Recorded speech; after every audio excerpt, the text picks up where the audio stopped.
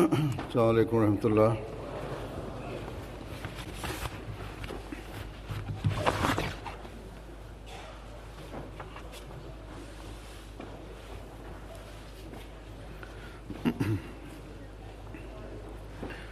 أشهد أن لا إله إلا الله وحده لا شريك له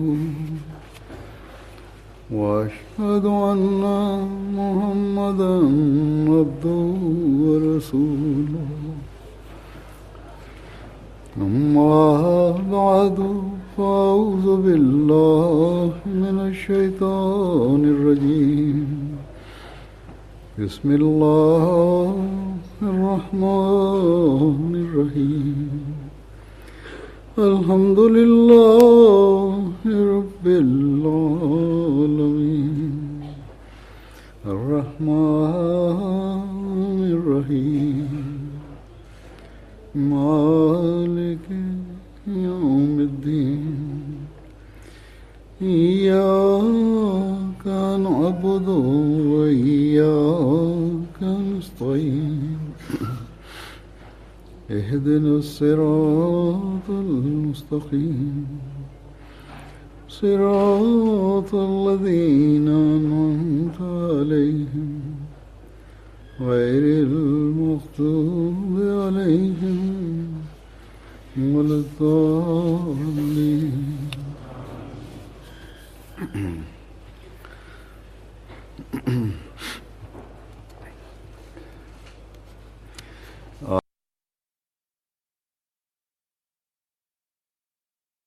After reciting the Tashahhud, Ta'awuz and Surah Al-Fatiha, Hazrat Khalifatul Masih V, Ayyadahullah Ta'ala bin Nasrihil Aziz stated that today, by the grace of Allah the Almighty, your Jalsa Salana, i.e. the annual convention, is going to commence. The promised Messiah alayhi salatu wassalam has described the Jalsa, i.e. the annual convention, as a purely religious gathering. Therefore, it should be clear to every participant of the Jalsa that we have gathered here today to make progress and advancement in terms of religion, knowledge and spirituality. We have gathered here today and shall remain here over the next 3 days whilst reflecting and deeply pondering as to how we can improve our conditions in terms of faith, knowledge and spirituality. For if we do not reflect in this way, then there is no benefit in coming here.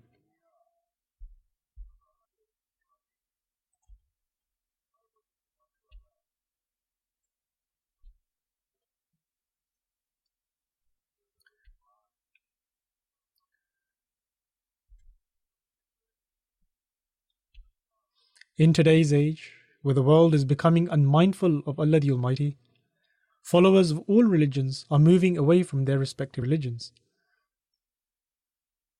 Also, the figures that come out annually indicate that a large number of people express disbelief in the existence of Allah the Almighty. In fact, even the condition of the Muslims indicates that they are Muslims in name only, and that materialism has taken over.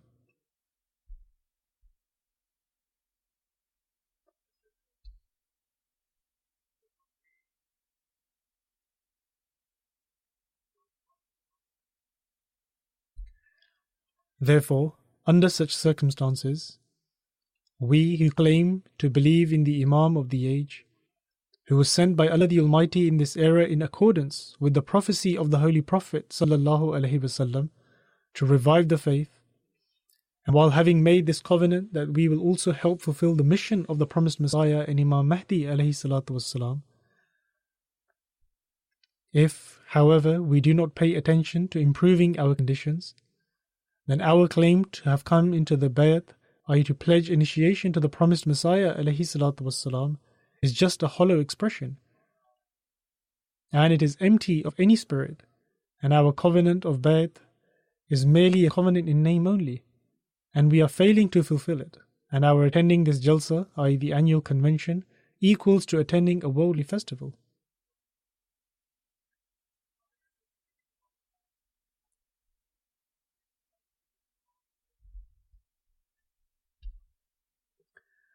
Thus, every Ahmadi should greatly reflect upon this, and there is a need to pay attention towards assessing your conditions with great concern. For if we are guilty of having such a mindset as mentioned before, then all of this is of no benefit.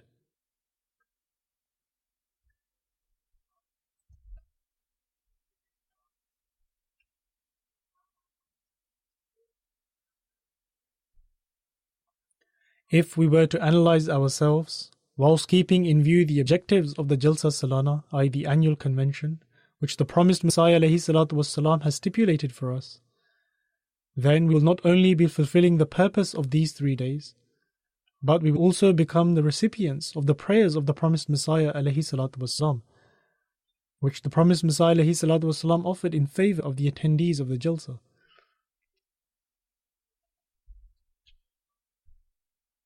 Moreover, we will improve our life in this world and the hereafter by making those objectives a permanent part of our lives. And not only will we be improving our own conditions, but our effort to seek good deeds and our acting upon them will also make our next generations firm in faith. It will draw them closer to Allah the Almighty and will make them the recipients of Allah the Almighty's blessings.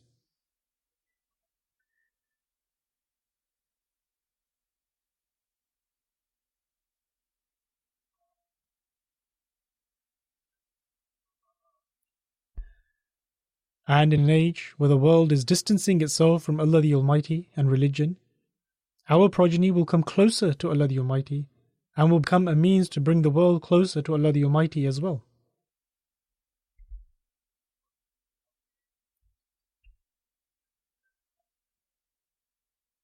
Therefore, if we wish to fulfill the covenant of Bai'at and save our progeny, then we need to be ever mindful of the objectives of the Jalsa Salana, i.e. the annual convention. We need to observe these 3 days with the firm resolve that these objectives will now continue to be part of our lives.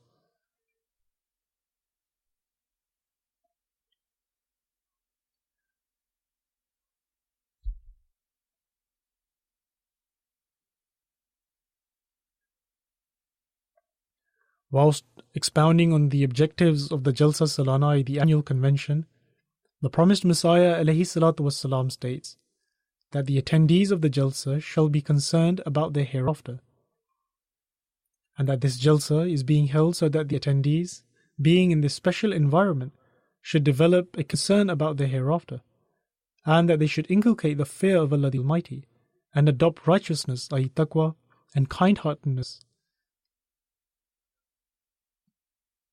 There should be an atmosphere of mutual love and brotherhood, and they should become humble and adopt humility, and that they should establish themselves upon truthfulness and become active in the service of faith.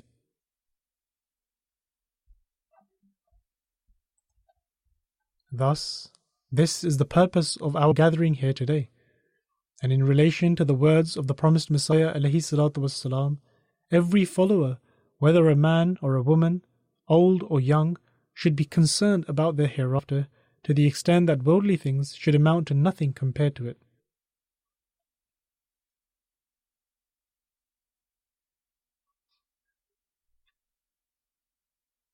Whilst living in this material world, it is indeed a monumental task and a huge challenge, and in order to accomplish this, we need to undertake a great jihad.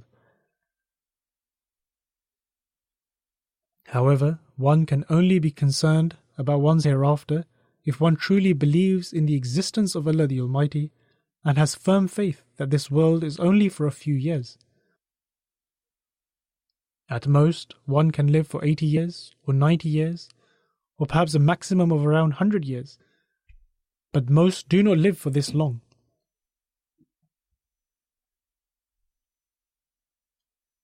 In fact, there are many people who pass away from this world much before this age, and then comes the life of the hereafter, which is everlasting.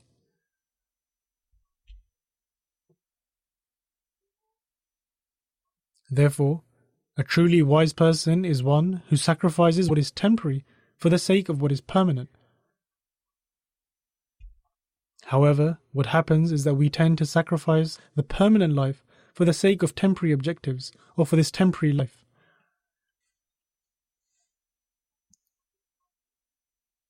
And yet, despite this, such worldly people consider themselves to be great and wise. Therefore, a believer ought to not act in this manner, and it is only then that such a person can be considered a mu'min, i.e. a true believer.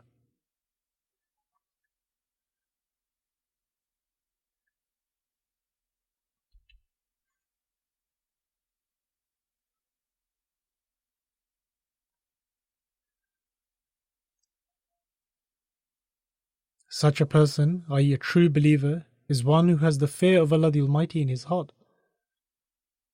And the love of Allah the Almighty supersedes all other worldly affections. However, he does not fear Allah the Almighty because he will be punished in the next life once he passes away.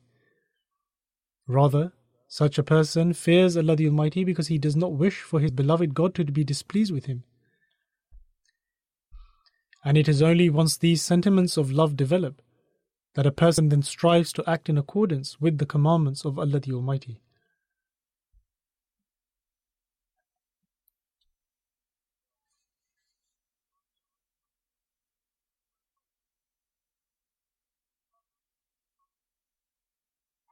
In such an instance, every deed of that person is performed in consideration and being mindful of the hereafter. And he is certain that it is God alone who grants him the means for his provisions. And it is only God alone who blesses him with his rewards. And this includes all forms of rewards, both worldly as well as spiritual.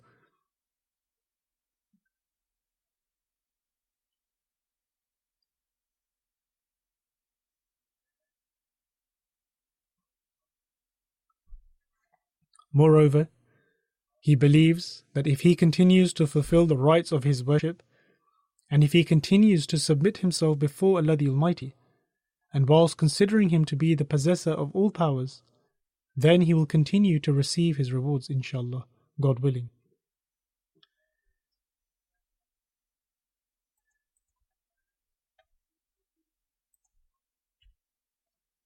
He believes that if he continues to live in accordance with the commandments of Allah the Almighty and refrains from all that which he has instructed one to abstain from, then he will continue to become the recipient of Allah the Almighty's blessings. And if he continues to fulfill the rights of Allah the Almighty as well as those of his creation, whilst showing complete obedience to him and whilst maintaining righteousness, i.e. taqwa, then God Almighty will be pleased with him. Therefore, this is the mindset, and whilst in accordance with it, will enable the person to become the recipient of Allah the Almighty's rewards and blessings, which Allah the Almighty Himself has promised. Furthermore, these very people who have such a mindset are referred to as those who tread on the path of righteousness, i.e. the path of taqwa. That is, those who act in accordance with the commandments of Allah the Almighty, and whose hearts are softened, i.e. they are tender, as God is found within their hearts each and every moment of their life. These are the very people who hold sentiments of love for one another for the sake of Allah the Almighty. That is, their love and brotherhood are not for merely personal interests, but purely for the sake of Allah the Almighty. Similarly, these are the very people who tread on the path of righteousness, i.e. taqwa, and they develop modesty. Furthermore, they are not merely modest in front of those who are higher in status and wealthier than them, or that they are merely modest in front of those who are higher in status or in front of worldly people. Rather, they are also modest in front of the poor and the needy.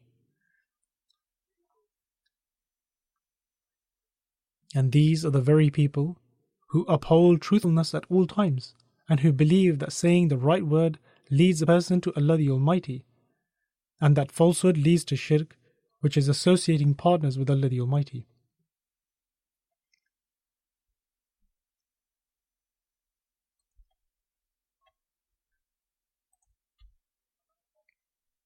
Hence, when a person is mindful of the hereafter, and is fearful of Allah the Almighty, and truly understands the reality of taqwa, righteousness, then how is it possible for such a person to speak falsehood after having become a believer?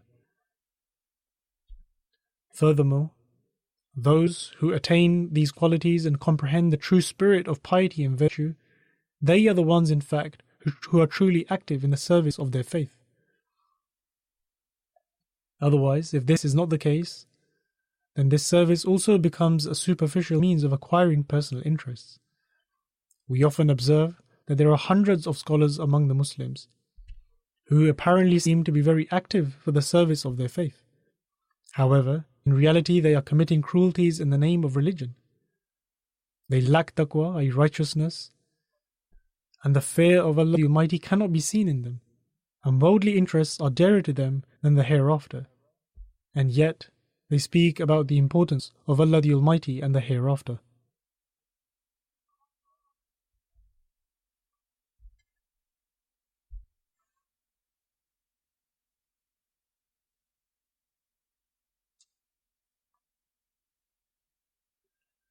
Therefore, it is extremely important to understand the true spirit of these guidelines which the promised Messiah ﷺ wanted us to achieve. That is, that we should not simply perform these in a superficial manner. Rather, we should understand the true spirit and the essence of these teachings. And in order to achieve this, we must assess ourselves whilst being mindful of this. And that is, that are we attending this convention, i.e. the Jalsa, with this intention? And that do we have the heartfelt passion to attain these objectives? And that if, due to human weaknesses, we have erred in the past while striving towards these objectives, then are we ready now with a renewed sense of passion to endeavour towards this with the best of our capabilities, to exhibit and establish these righteous deeds? And are we going to adopt this practice? Today, do we pledge that we will become those who are more concerned about the life in the hereafter than the life of this world?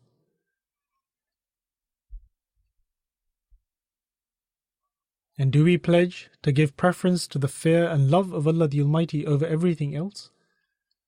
And will we endeavour as much as possible to tread on the subtle paths of taqwa, i.e. the subtle paths of righteousness, and that will we establish kindness in our hearts towards others?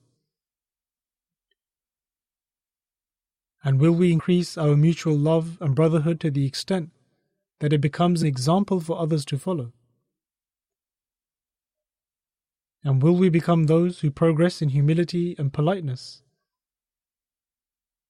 And will honesty and virtue become our distinctive feature to the extent that everyone will say that Ahmadis always remain firm on the truth and that they speak the truth at any cost, even if they have to endure great losses in doing so? And will we be ever ready to render exemplary services for our faith?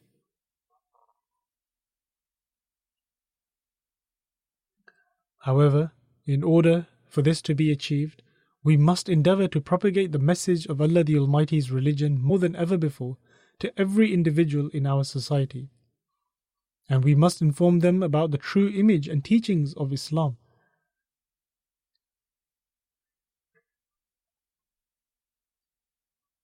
If we can fulfill this pledge, and we spend our lives accordingly, then we have indeed accomplished our pledge of Bai'at, i.e. our pledge of initiation with the promised Messiah ﷺ.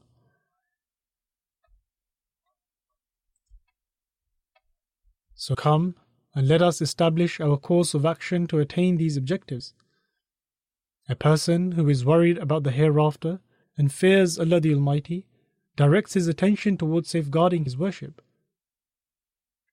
Such a person seeks to inquire the primary objective of their life, which Allah the Almighty has established for them.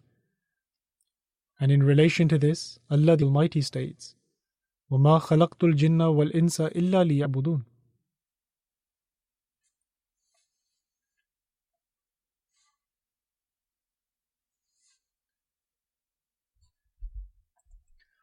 The promised Messiah ﷺ has translated this verse in the following manner, that God Almighty states that the jinn and man have been created so that they may recognize me and worship me. The promised Messiah ﷺ further states that hence, in light of this, the real objective of one's life is to worship Allah the Almighty and to become devoted to Allah the Almighty and to attain the cognizance of God. The promised Messiah ﷺ further states that it is obvious that a human being does not possess the status to decide the purpose of his or her own life. Although people do try to decide that, however, they do not have the ability to do so, because neither do they come to this world by their own choice, and nor do they leave it at their own choice. In fact, they are merely a creation. And the one who created them and granted them excellent and superior strengths when compared to other animals, he has established a purpose for their life, irrespective of whether one understands it or not. The promised Messiah ﷺ states that the purpose of the creation of humanity without a doubt is to worship Allah the Almighty and to wholly devote oneself in seeking the cognizance of God and to immerse oneself in Him.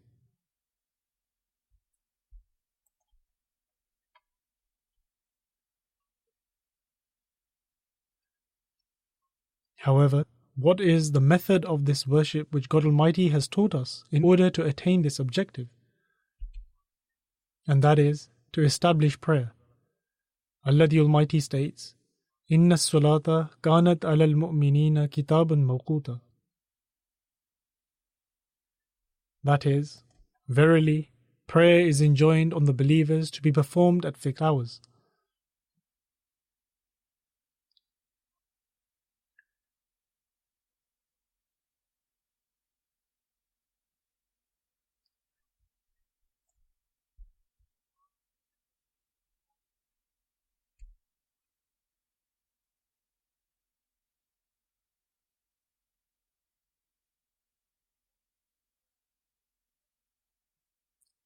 In relation to this, the promised Messiah ﷺ states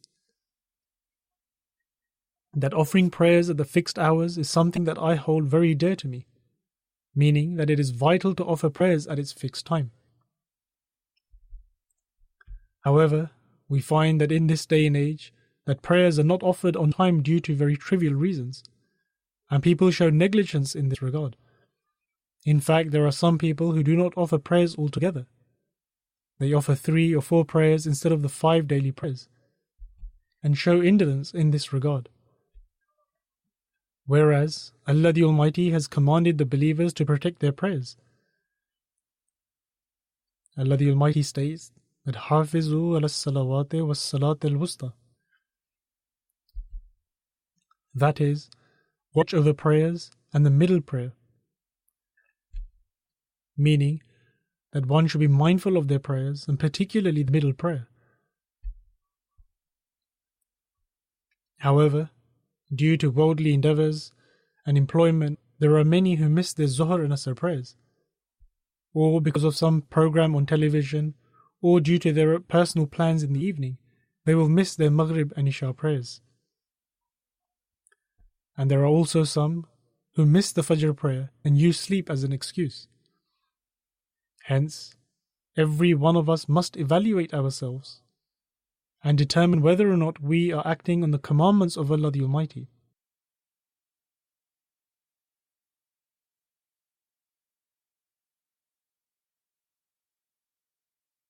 There are some people who offer prayers in congregation during special Jamaat programs and in the month of Ramadan, and consider that as having followed the commandments of Allah the Almighty, and that it does not matter whether or not they act accordingly for the rest of the year. However, one must pay heed to what Allah the Almighty and the Holy Prophet, peace be upon him, have said about the importance of observing prayer. Allah the Almighty states, "Innama ya'muru masajid Allahi man amana billahi wal yawmil akhir." That is, that he alone can keep the mosques of Allah in a good and flourishing condition who believes in Allah and the last day.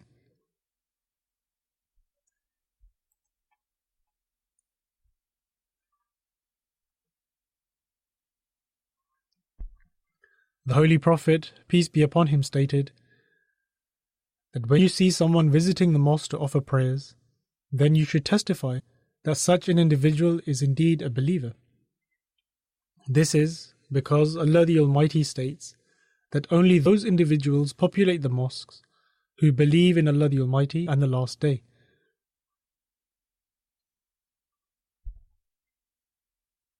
And although we all claim to be believers, but only those peoples are believers in the sight of Allah the Almighty and in the sight of the Holy Prophet, peace be upon him, who populate his house, i.e. the mosque, and this is because they believe in Allah the Almighty and the Last Day. Therefore, it has been made clear here that simply coming to the mosque is not enough. Rather, it is vital to attend the mosque with a firm belief in Allah the Almighty and also the hereafter. And whosoever carries this mindset will fear Allah the Almighty, and such an individual will not come to the mosque to create disorder and will not be one of those worshippers whose prayers become a means of their own downfall and destruction. And instead of attaining Allah the Almighty's pleasure, such worshippers incur the wrath of Allah the Almighty.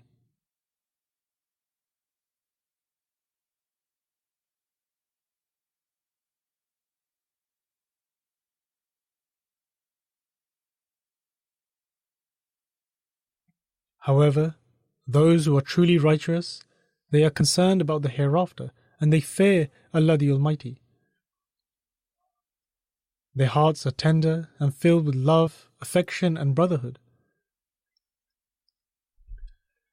They are humble and remain established on truthfulness, and they propagate the peaceful message of Islam. Their mosques are places which one does not fear, and nor are they places where evil ploys are hatched.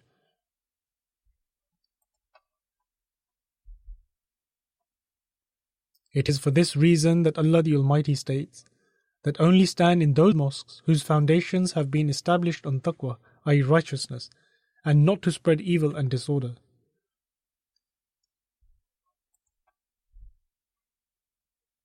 Therefore, those who populate the mosques while remaining firm on taqwa, i.e. righteousness, they also fulfill the due rights of Allah the Almighty and also the rights of His creation.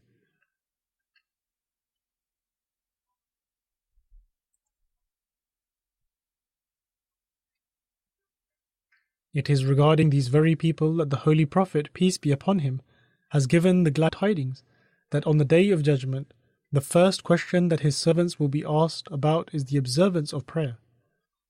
God Almighty will ask the angels whether or not they offered their obligatory prayers, and those who have offered all their prayers, their account in this regard will be complete, and will declare that they have observed all their prayers.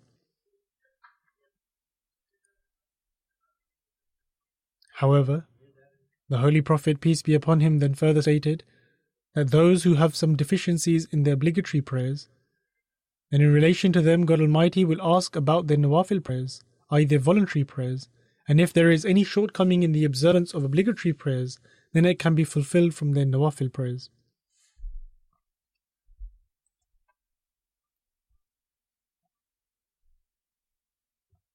Thus, God Almighty stating His servants here signifies that these people strive in the servitude of God Almighty and seek to fulfill His due rights.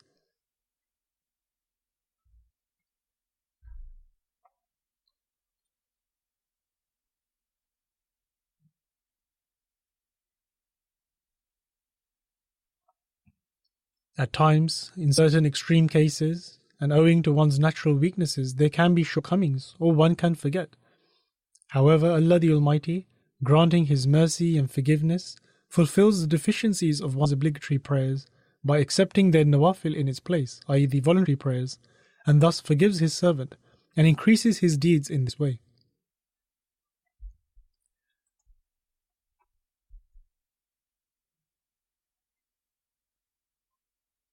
However, those who offer the nawafil prayers are the ones who instill the fear of Allah the Almighty in their hearts. Because nawafil, i.e. the voluntary prayers, is a prayer which one does not even have to leave their home to offer. Rather, it is offered in seclusion and in privacy.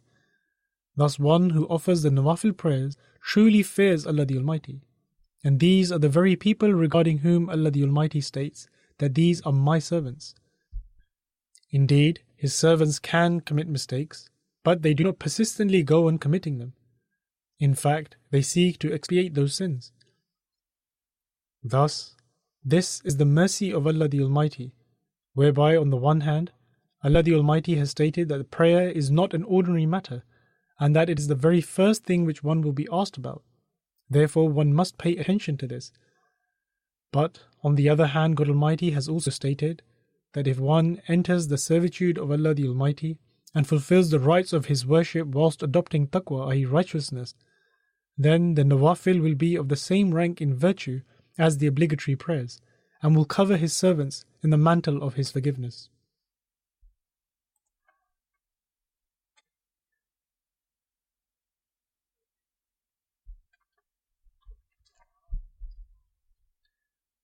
Therefore, on the one hand, whilst Allah the Almighty has given glad tidings of His forgiveness, He has also directed our attention towards offering the nawafil prayers in order to become the recipient of His grace. Hence, a believer is one who, whilst adopting the fear of Allah the Almighty, not only directs his or her attention towards observing the obligatory prayers, but also observes the nawafil prayers so that they can fulfill it if there are any shortcomings in the obligatory prayers. These are the people who truly fear Allah the Almighty and adopt taqwa, and it is owing to taqwa, i.e. righteousness, that their attention is then directed towards fulfilling other virtuous deeds as well. And their hearts become tender for one another, and instead of seeking revenge, they seek to forgive one another.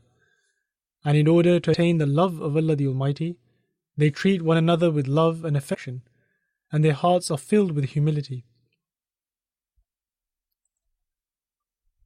Such individuals develop a spirit of sacrificing for the sake of others. Therefore, in this regard, everyone should assess their own condition as to whether they have these characteristics. A true believer is one who strives to adopt every form of virtue. If a person does not show love towards his fellow brother, then he does not have true taqwa within him. Similarly, one should be concerned if they are not kind-hearted, and one whose wife and children are deeply annoyed at him over his conduct at home lacks in taqwa, i.e. righteousness. And likewise, those wives who fail to fulfill the rights of their husbands and children and make unjust demands, their hearts are also devoid of taqwa.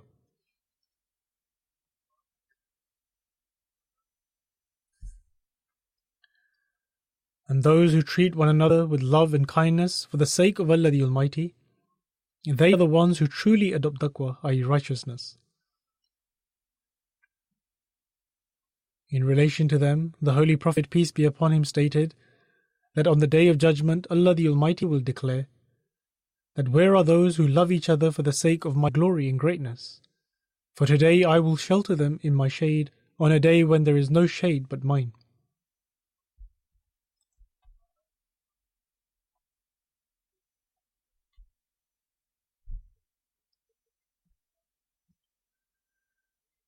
Therefore, those who love one another whilst adhering to the commandments of Allah the Almighty purely for His sake, they are the ones who become the recipients of His grace.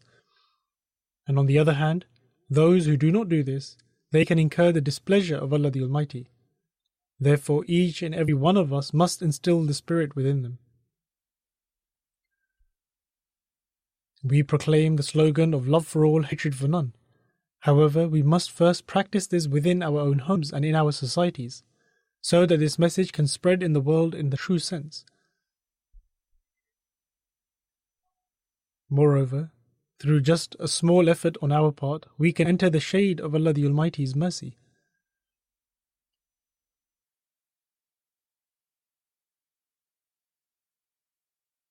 On numerous occasions, the Holy Prophet, peace be upon him, has granted advice on how one can establish peace and tranquility in society, and to increase love, affection and brotherhood for one another. In relation to this, the Holy Prophet ﷺ once stated that Muslims are brothers of one another, and he does not treat his brother unjustly and nor abandons him. The Holy Prophet, peace be upon him, also stated that one who remains occupied in helping his fellow brother, God Almighty Himself fulfills his needs. And whosoever alleviates his brother's affliction, Allah the Almighty shall lessen one affliction from him on the Day of Judgment.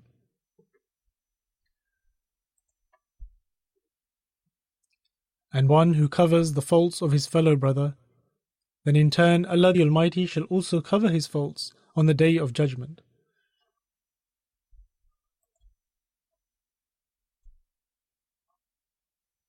Thus, God Almighty bestows His mercy and benevolence through different means and provides means of our forgiveness.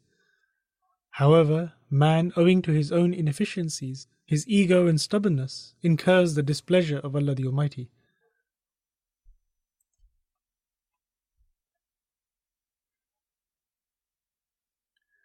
Therefore, one should be greatly concerned and deeply ponder over this matter. During these days, while everyone's attention and emotions are directed towards virtue, and you have also gathered here with the view that you are to take part in a gathering where you will listen to talks of virtue and piety, therefore you should assess your conditions and focus towards fulfilling the rights of Allah the Almighty, and also towards fulfilling the rights of His creation. You should seek to recognize the true essence of developing kindness and love for one another, and also adopt humility. This is also important for us to achieve, because the pledge of Bay'at that we have taken with the promised Messiah ﷺ is on the conditions of abstaining from shirk, i.e. associating partners with Allah the Mighty, and observing prayers, both obligatory and voluntary prayers. But also, in addition to these conditions, is that under the impulse of any passions, he or she shall cause no harm whatsoever to the creatures of God in general, and Muslims in particular.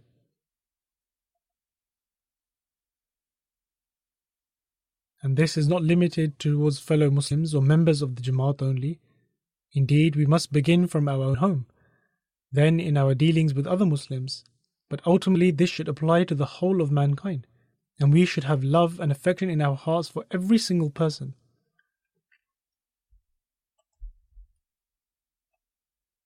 We must become free from our inner passions, and we should also treat our subordinates with kindness.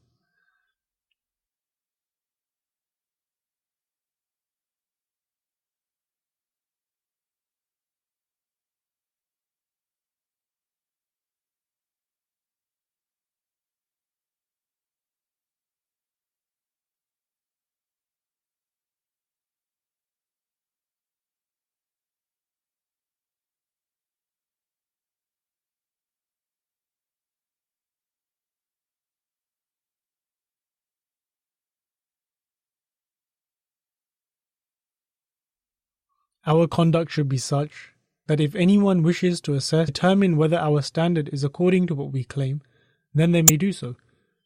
And moreover, when others assess our standard, and it is truly according to what we claim, it is only then that we can say that indeed we are true believers, and that we are fulfilling the due rights of our Bay'at.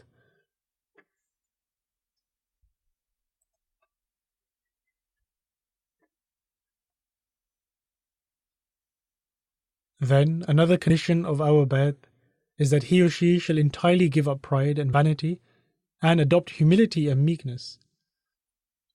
And to adopt humility and meekness is not just one of the objectives for which the promised Messiah ﷺ has established the Jalsa, i.e. the annual convention, but in fact to adopt meekness and humility is also amongst the conditions of the Bay'at that we have pledged with the promised Messiah ﷺ.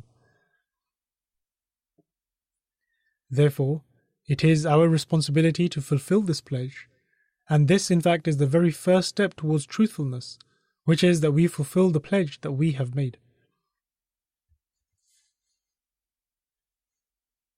Therefore, we should also regularly read the conditions of our Bay'at and assess our conditions as to whether we are holding true to these conditions and striving to lead our lives according to them. Because if this is not the case, then our claim of wanting to reform the world is wrong. Therefore, we should first seek to reform ourselves. Otherwise, we will be counted amongst those individuals whose actions are not in harmony with their words, and God Almighty has expressed His displeasure at such people.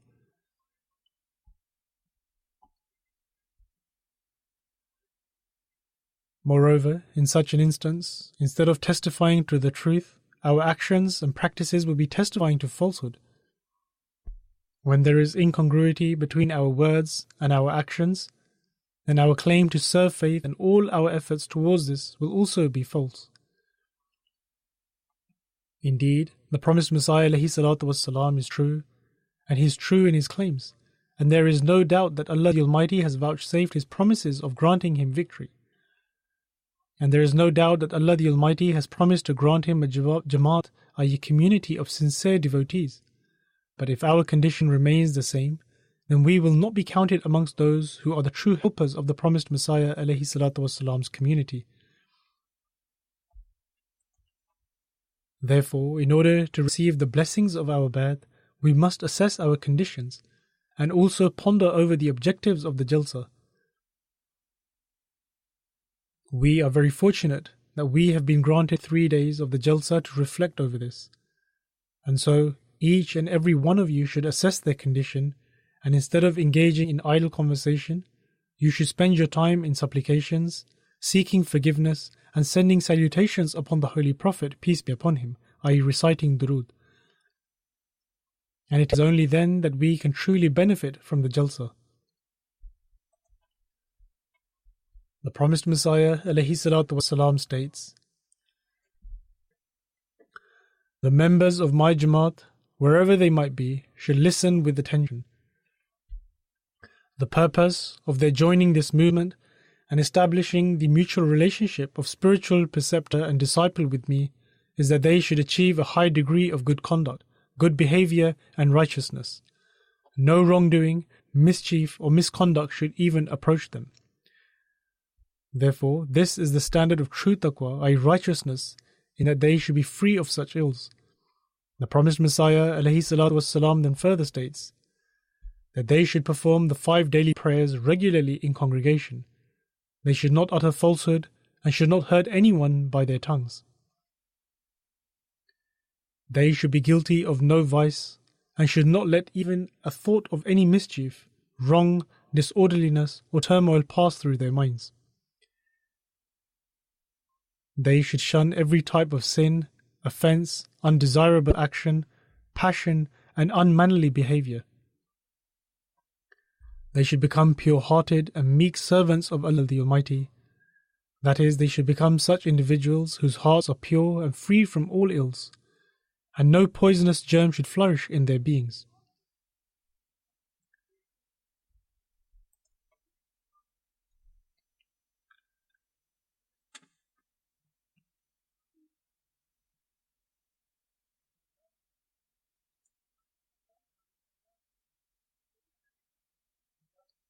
The promised Messiah ﷺ then further states that sympathy with mankind should be their principle, and they should fear God Almighty.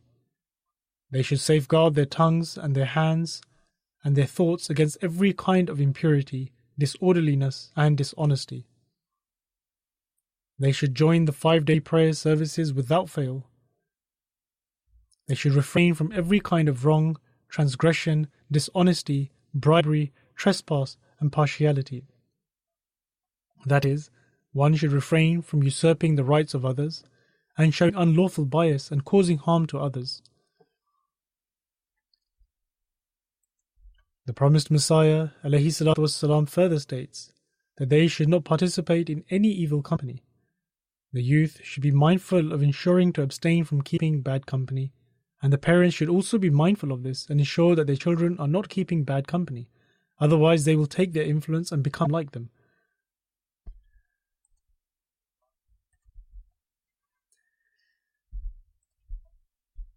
The promised Messiah ﷺ further states that if it should be proved that one who frequents the company of such a one who does not obey God Almighty's commandments, that is, if one finds out later that such a person does not obey Allah the Almighty's commandments, or is not mindful of the rights of people, or is cruel or mischievous, or is ill-behaved, then it is their duty to repel him and to keep away from such a dangerous one.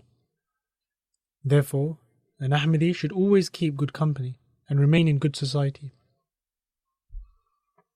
The promised Messiah ﷺ then further states that they should not design harm against the followers of any religion or the members of any tribe or group.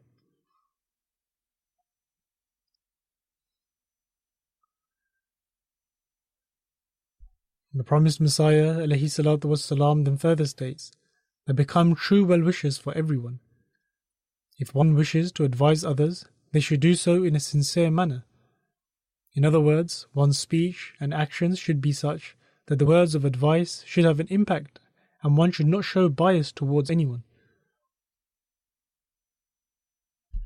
The promised Messiah ﷺ then further states, "And take care that no mischievous or vicious person, or disorderly one or ill-behaved one, should ever be of your company, or should dwell among you. For such a person could at any time be the cause of your stumbling." The promised Messiah ﷺ then further states, "It is the duty of every member of my Jamaat to act upon these instructions. You should indulge in no impurity, mockery or derision. Walk upon the earth with good hearts, pure tempers and pure thoughts. Do not attack anyone improperly and keep your passions under complete control. If you take part in a discussion or an exchange of views on a religious subject, express yourself gently and be courteous. If anyone misbehaves towards you, then withdraw from such company with a greeting of peace." God Almighty desires that you should become a Jamaat that should set an example of goodness and truthfulness for the entire world.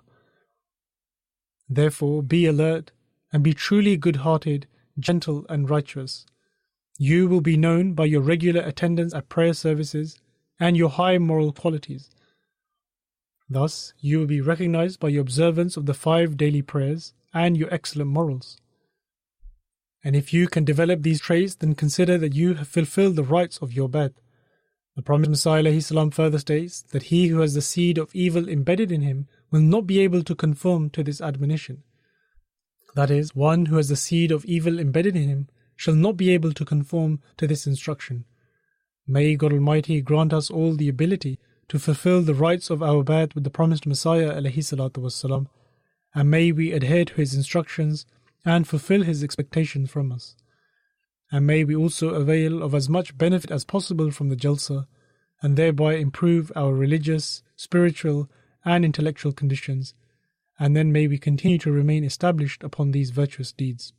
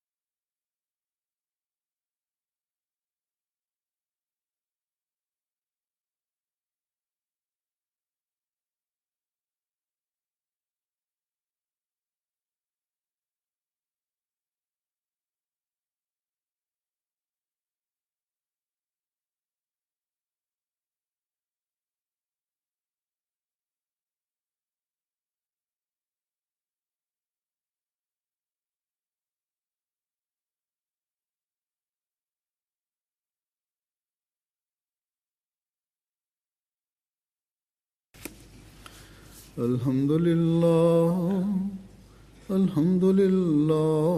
nahmaduhu wa nasta'inuhu wa nastaghfiruhu wa nu'minu bihi wa natawakkalu alayhi wa na'udhu billahi min shururi anfusina wa min sayyiati a'malina.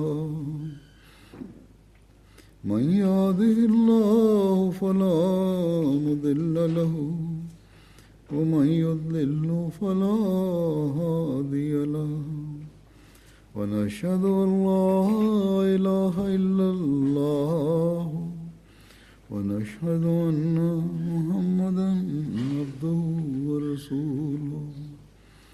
عباد الله رحمكم الله، إن الله يأمر بالعدل والإحسان وإيتاء ذي القربى وينهى عن الفحشاء والمنكر والبغي يعظكم لعلكم تذكرون اذكروا الله يذكركم وادعوه يستجب لكم ولذكر الله أكبر